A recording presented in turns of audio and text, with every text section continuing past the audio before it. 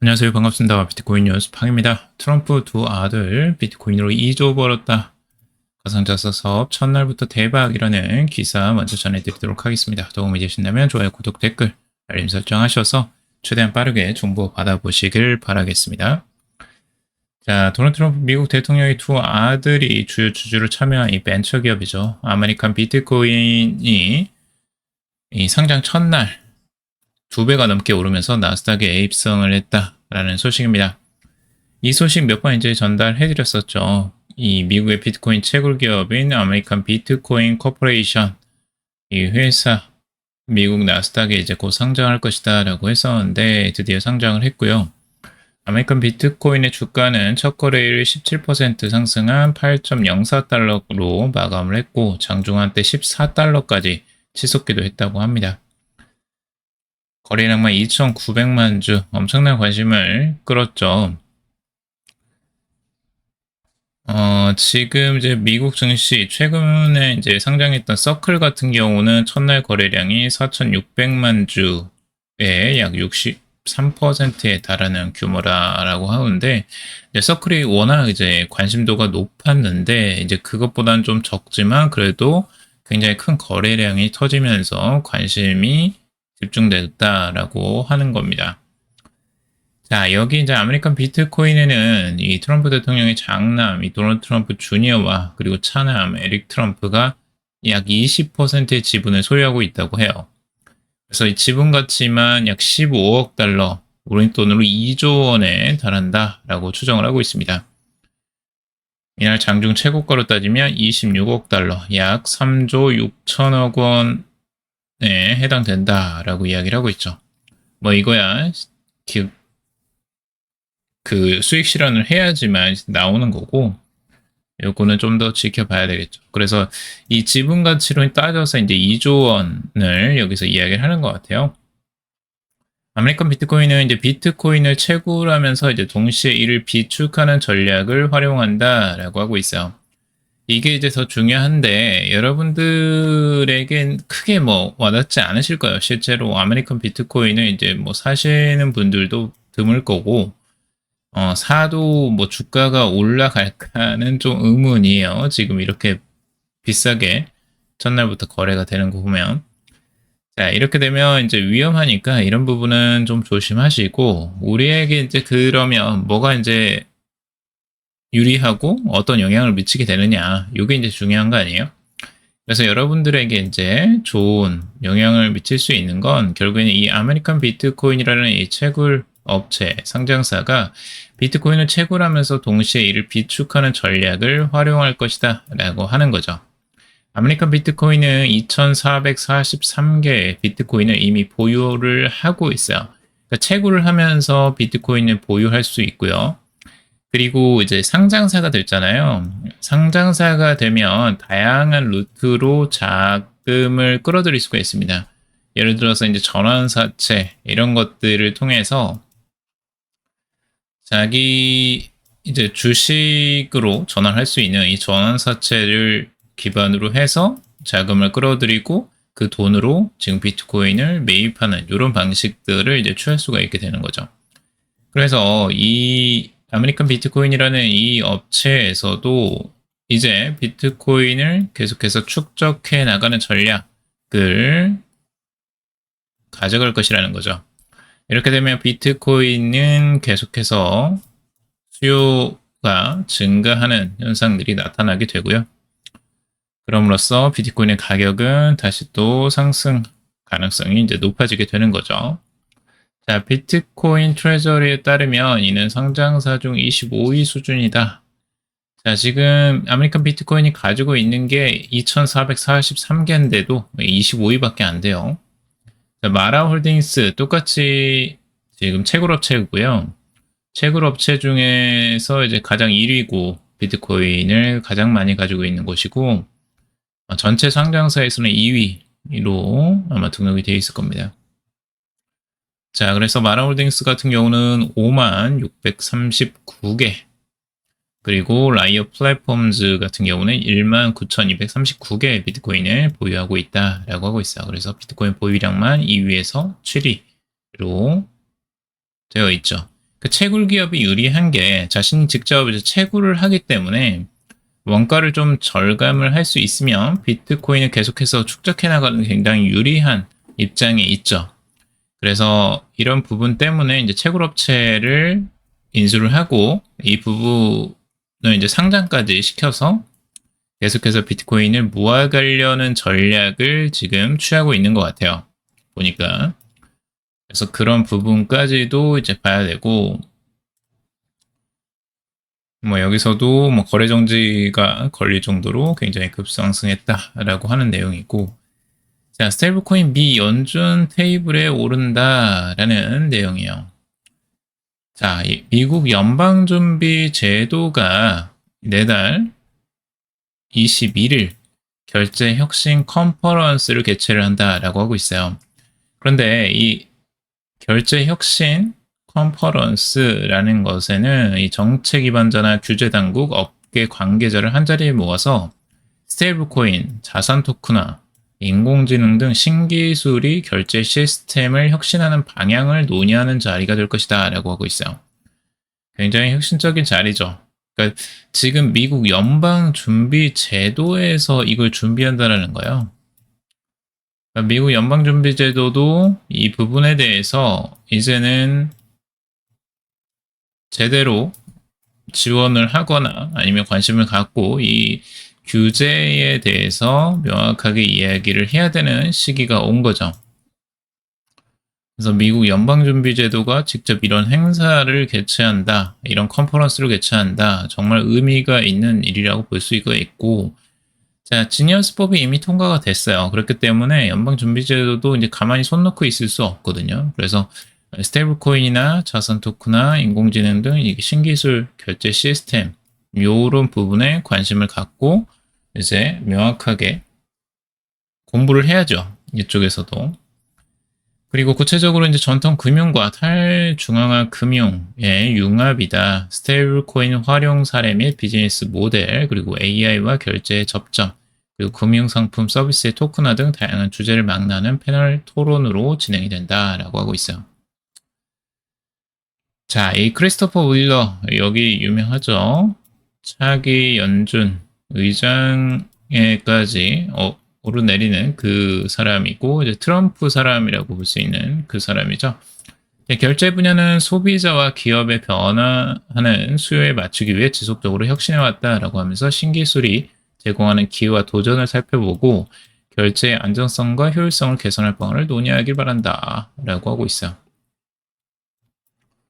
이 부분에 대해서 이제 구체적으로 지금 많은 논의가 일어날 것으로 보여지고 굉장히 중요한 요소라는 거예요. 이 자체가 스테이블코인이든 이 전체적인 디파이든 이것들도 굉장히 중요한 요소가 될 거라는 거고, 자, 연준의 컨퍼런스에서 논의되는 내용이 바로 정책 변화로 이어지지는 않겠지만 연준이 디지털 혁신이 돈과 결제를 재편할 수 있는 잠재력을 제도권 차원에서 검토했다는 점에서 의미가 크다라고 하는 거죠. 그래서 이것도 굉장히 의미가 있습니다, 실제적으로. 그리고 아마 이제 큰 변화들이 조금씩 일어나고 있다라는 걸 보여주고 있는 거죠.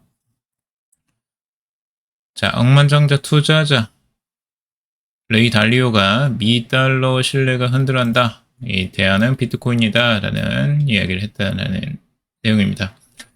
이 존 브리지워터 어소시에이츠 최고 경영자이자 억만장자 투자자인 레이 달리오가 이 미국 달러의 기축통화 지위 약화가 우려된다며 그 대안으로 암호화폐 수요가 촉진되고 있다라고 언급을 했다고 합니다. 자, 레이 달리오 같은 경우도 이제 과거에 이런 암호화폐에 대해서 이제 회의적이었던 사람인데 굉장히 적극적으로 지금 나서서 이야기를 하고 있어요. 암호화폐에 대해서. 긍정적인 시선, 관점을 계속해서 피력하고 있습니다. 자, 미국과 다른 기축통화 국가들의 부채 문제로 신뢰가 흔들리고 있다라고 이야기를 하고 있어요. 이는 1930년대와 40년대, 그리고 1970년대와 80년대와 유사한 흐름이다라고 하고 있어요. 달러가 즉시 대체될 것이라고 보진 않지만 암호화폐는 이미 공급이 제한된 대한 통화로 자리 잡고 있다라고 평가를 하고 있어요. 비트코인과 같은 암호화폐가 달러 공급이 지속적으로 증가하거나 글로벌 수요가 감소할 경우 더욱 매력적인 자산이 될 수 있다라고 하는 거죠. 트럼프는 실제적으로 이걸 바라고 있는 사람 중에 또 하나예요. 실제적으로 달러가 약세를 하고, 자, 비트코인에 엄청난 투자를 지금 하고 있잖아요. 이렇게. 결국에는 달러가 약세일수록 비트코인의 가치는 계속해서 올라가기 때문에 트럼프는 이미 그 대한 투자를 이미 해놓은 거예요. 그렇기 때문에 이것들이 실제 대세가 될 것이다 라고 레이 달리오도 이제 전망하고 있는 거죠. 그리고 이제 정책 위반자 중에 가장 수장이라고 할 수 있는 트럼프가 그런 권한, 막대한 권한을 지금 가지고 있기 때문에 충분히 이런 부분에서 달러 약세를 만들어내고 계속해서 비트코인을 상승하게 만드는 흐름들을 만들어갈 가능성이 굉장히 높죠. 특히 비트코인의 경우 2,100만 개로 공급이 고정되어 있어서 달러 공급이 계속 확대되거나 글로벌 수요가 감소할 경우 더욱 매력적인 자산이 될 수 있다라고 하고 있어요. 자, 이걸 이제 명확하게 봐야 되는데, 지난 7월에 리스크를 고려한 포트폴리오에서 금과 비트코인을 15% 비중으로 편입할 것을 권장했다라는 거예요. 그리고 자신도 비트코인을 보유하고 있다라고 말한 바가 있는 거죠. 15%면 어마어마한 거예요. 실제적으로 이 억만장자가 15%를 가지고 있다는 건 정말 큰 거거든요. 자신이 뭐 15%라고 했으니까 15%는 가지고 있겠죠? 다른 사람은 15% 가지라고 하면서 자신은 또 안 가지고 있으면 그것도 이상하잖아요. 아무튼 자신이 이제 어느 정도 비트코인을 보유하고 있는 것으로 보여지고 이런 억만장자들이 이제 늘어난다라는 것들도 중요한 포인트죠. 그래서 비트코인에 대한 관심도는 계속해서 증가하고 있다 라고 볼 수가 있고요. 자, 윙클보스와 나카모토 홀딩스 지원, 유로와 비트코인 트레저리 1000BTC 보유로 출범이라는 기사입니다. 자, 이제 유로화 기반 비트코인 기업 트레저리가 이 초기 자금 조달에 성공하면서 1000BTC를 보유한 상태로 공식 출범했다라고 하는 거예요. 실제 유럽에서도 이미 많이들 이제 상장사들이 비트코인 트레저리 전략을 이제 가져가고 있는데요. 이번에 이제 자금을 대준 곳이 윙클보스 캐피털, 그 유명한 윙클보스 형제들이 있는 그 윙클보스 캐피털과 그리고 나카모토 홀딩스가 이제 주도로 1억 2,600만 유로, 약 1,470억 원을 유치했다라는 겁니다. 조달한 자금은 비트코인 구매에 사용돼 1000BTC를 이미 확보를 했다라고 하고 있고요.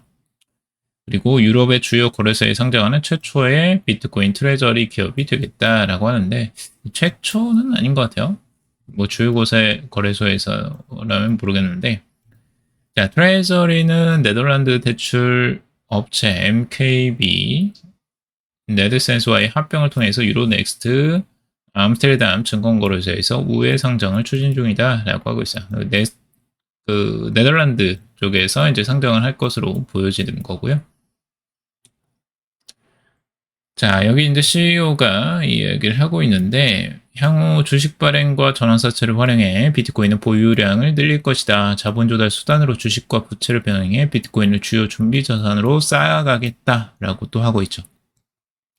계속해서 쌓아간다는 거예요. 결국에는 이런 상장사들이 계속해서 증가하고 있다라고 몇 번을 말씀드렸죠. 또 늘어난 거예요. 또 하나가 또 생겼습니다.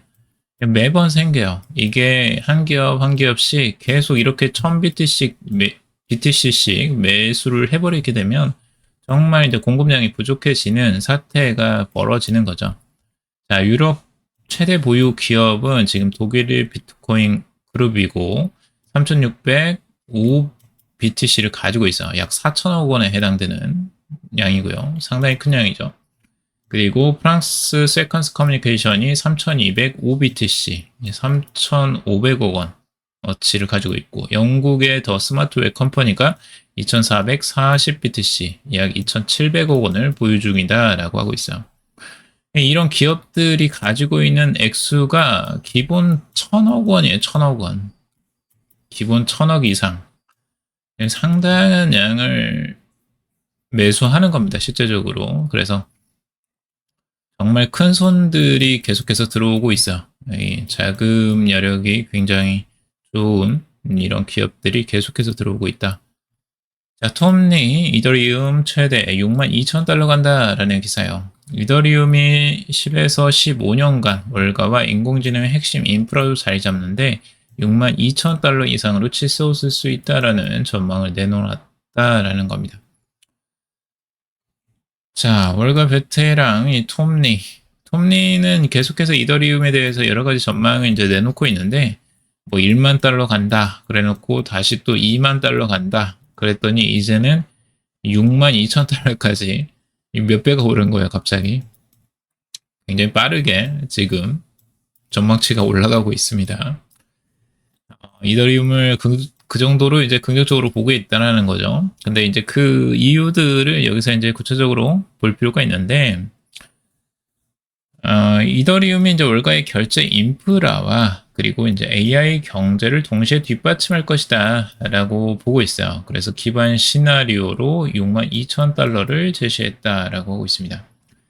자, 이더리움이 스테이블 코인과 그리고 부동산, 주식, 신용, 토큰화, 그리고 지적재산권 수익화 등 금융 활동을 중심으로 떠오르고 있다라고 강조를 하고 있어요.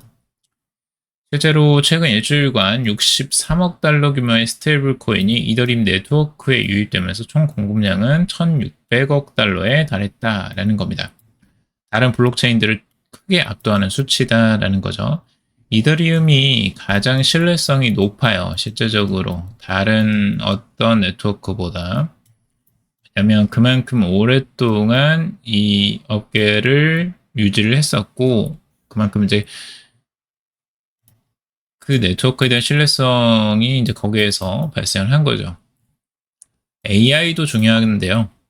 이더리움 생태계와 AI가 이제 결합하고 있다라고 이야기를 하고 있어요. 데이터 수익화나 에이전틱 AI 검증, 그리고 인간성 증명 등 이 차세대 기능이 이더리움에서 구현되고 있다라는 겁니다.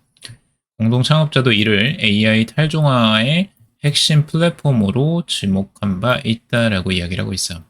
그래서 이러한 융합이 이더리움 장기 가치 상승을 견인할 것이다 라고 말을 하고 있죠.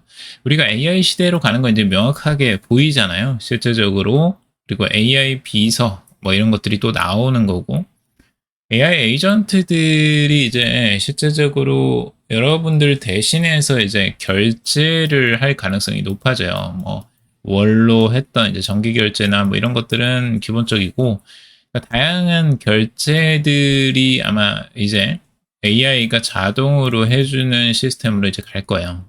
그게 구현이 되려면 결국에 이더리움 같은 것들이 필요한 거죠. 그래서 블록체인과 AI가 같이 결합되는 이런 시대로 이제 가고 있는 거고요. 그 시대이기 때문에 이더리움이 그만큼 중요하다라고 말씀을 드리는 거예요.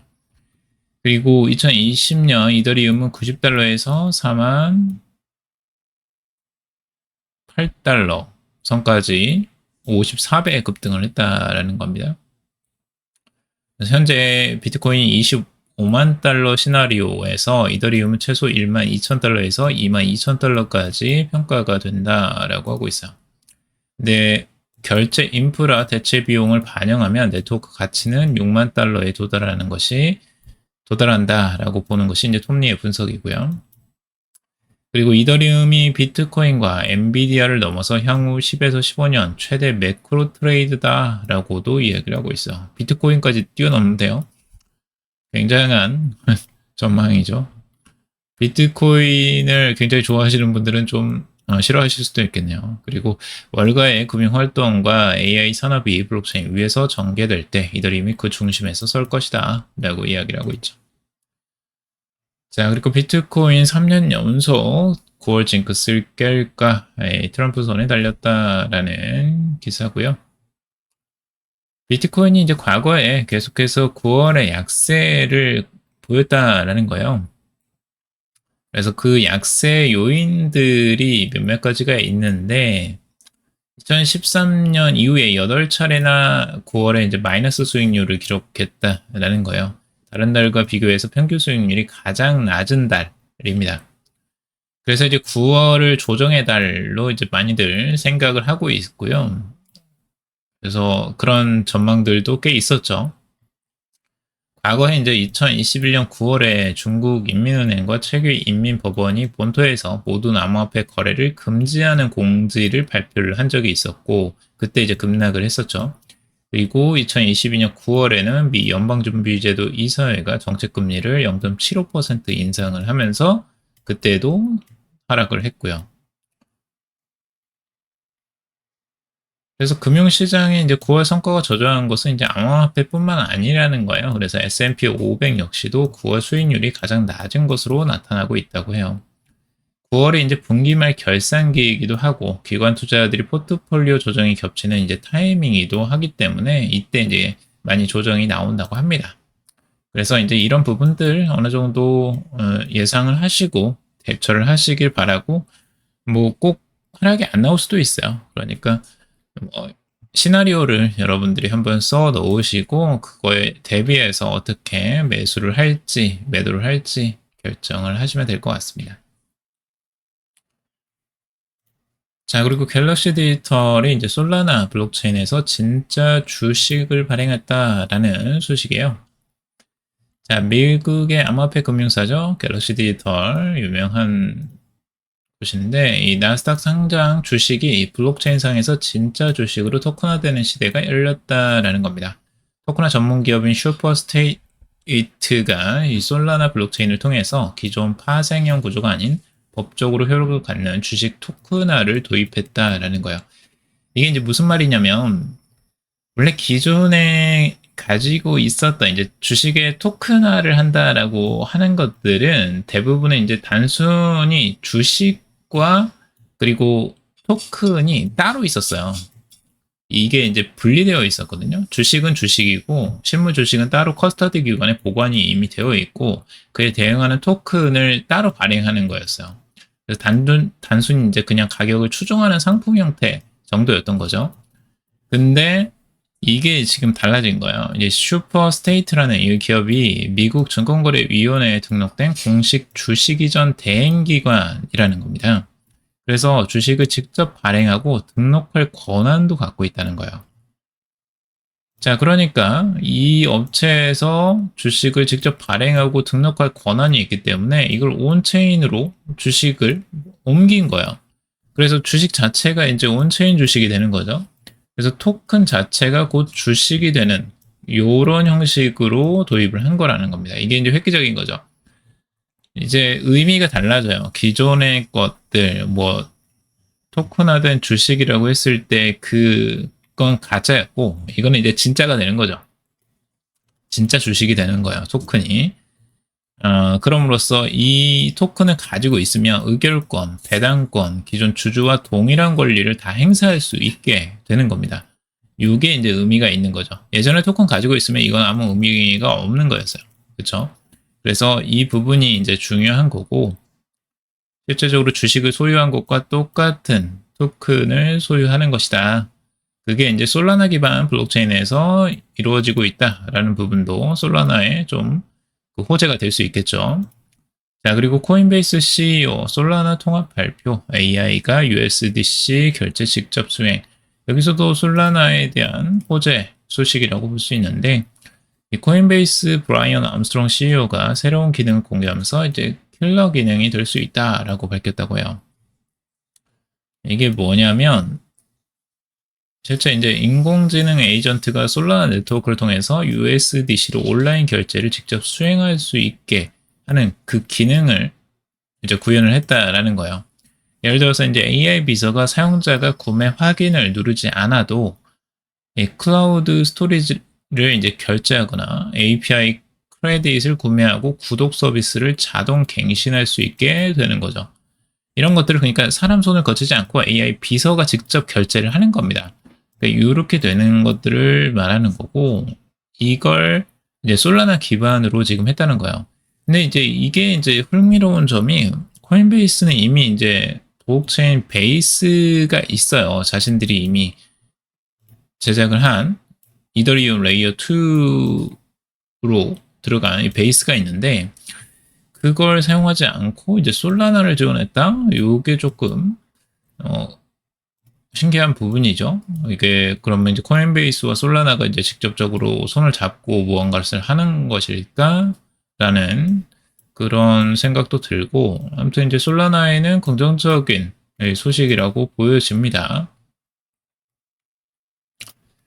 자, 그리고 잠자던 토큰 증권 제도화 속도 낼까? 2억 원 우선 통과 필요라는 기사고요.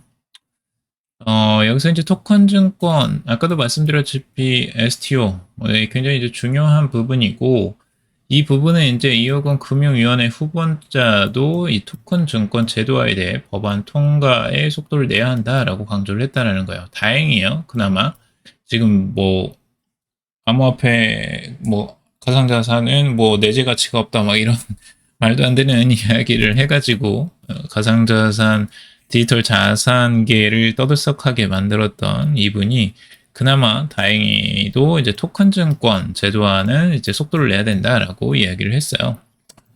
그래서 이 부분은 이제 여야 뭐 정부 가릴 것 없이 대부분은 이것에 대해서는 수용을 하는 것 같아요. 그래서 그나마 다행인 게 이제 토큰 증권화는 9월에 아마 이게 통과되지 않을까라고 좀 기대를 해보게 만들고 있습니다. 그래서 관련 뭐 주식들도 들썩들썩 할 것 같고요.